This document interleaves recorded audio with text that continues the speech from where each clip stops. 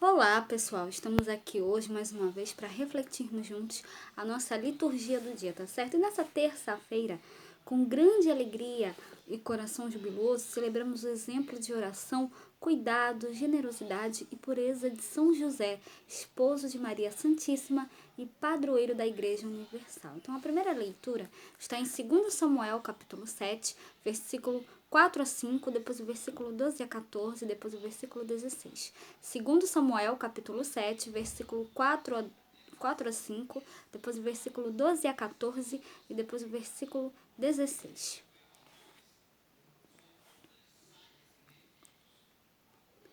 Naqueles dias, a palavra do Senhor foi dirigida a Natã nestes termos: Vai e dize a meu servo a Davi, assim diz o Senhor: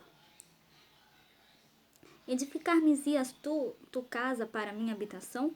Porque em casa nenhuma habitei desde o dia em que fiz subir os filhos de Israel do Egito até o dia de hoje.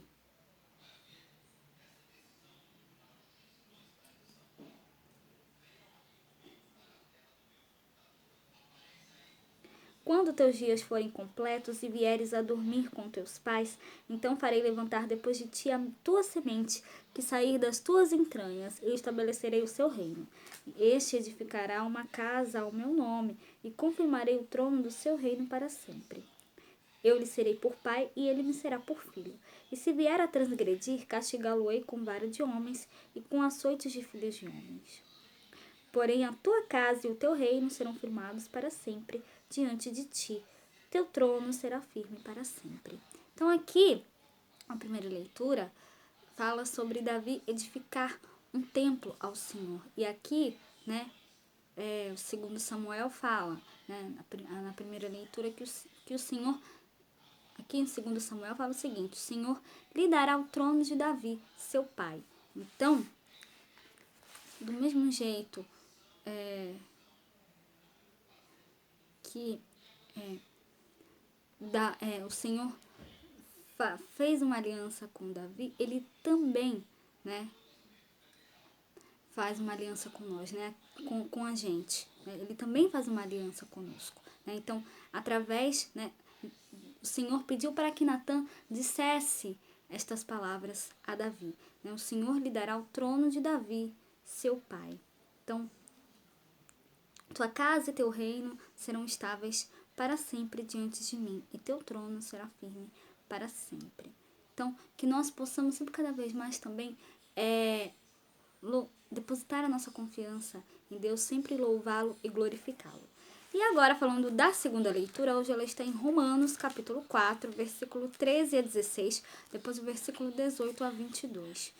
Romanos, capítulo 4, versículo 13 a 16, depois o versículo 18 a 22.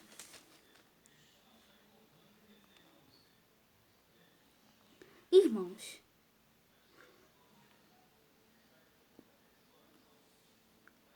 porque a promessa de que havia de ser herdeiro do mundo não foi feita pela lei de Abraão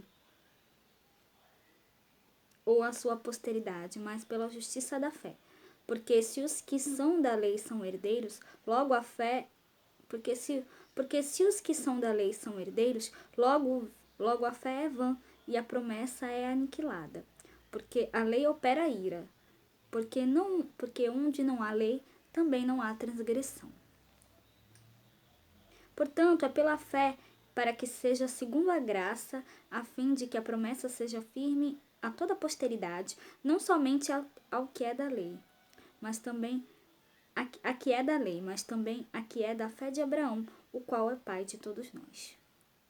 O qual, em esperança, creu contra a esperança de que seria feito de muitas nações, de que seria feito pai de muitas nações, conforme o que lhe fora dito, assim será a tua descendência. E não enfraqueceu na fé, nem atentou para o seu próprio corpo já amortecido, pois era já de quase 100 anos, nem tampouco para o amortecimento do ventre de Sara. E não duvidou da promessa de Deus por incredulidade, mas foi fortificado na fé, dando glória a Deus, e estando certíssimo de que o que ele tinha prometido também era poderoso para o fazer. Pelo que isso lhe foi também imputado como justiça. Então aqui, na segunda leitura, afirma que os atributos de Abraão, os quais sem dúvida podem ser aplicados a São José, justo, pai de muitos povos, firme na esperança e na fé. Neste dia em que celebramos o padroeiro da igreja, o Papa Francisco nos ajuda a refletir. As primeiras palavras recebidas em sonho por São José foram um convite a não ter medo, porque Deus é fiel às suas promessas. José, filho de Davi, não temas.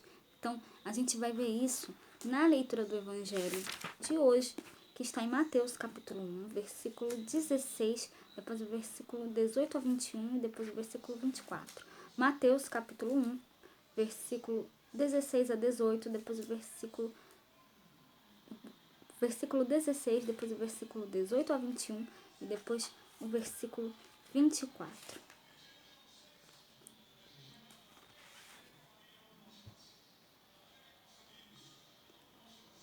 Jacó gerou a José, marido de Maria, da qual nasceu Jesus, que se chama o Cristo.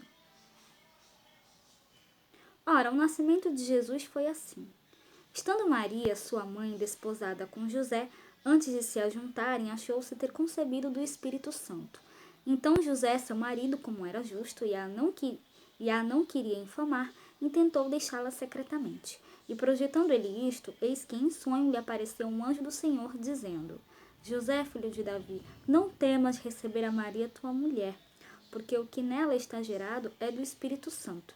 E dará à luz um filho, e chamarás o seu nome Jesus, porque ele salvará o seu povo dos seus pecados.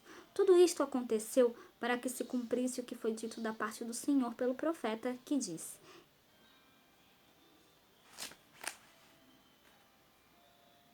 Eis que a Virgem conceberá e dará à luz um filho, e chamá-lo-ão pelo nome de Emanuel, que traduzido é Deus conosco. E José, despertando do sonho, fez como o anjo do Senhor lhe ordenara, e recebeu a sua mulher. Então, a gente viu, né,